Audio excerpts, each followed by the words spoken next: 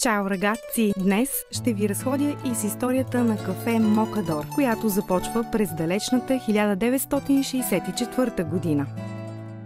Първата чаша кафе Мокадор е изпита през 1967 година в задната стая на малък магазин за деликатеси. След многобройни пътувания в търсене на най-добрите кафе насъждения за селекция на Мокадор, Доменико Кастелари постига целта си. Мястото е Фаенца, Италия. От тогава до днес компанията преминава през много етапи, но винаги следва целта си – да достави на клиентите си първокласно кафе изживяване.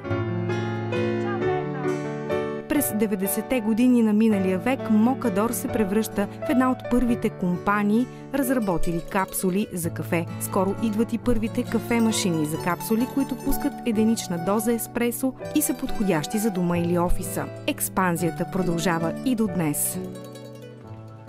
През 2025 година гордо можем да заявим, че Мокадор е вече и в България.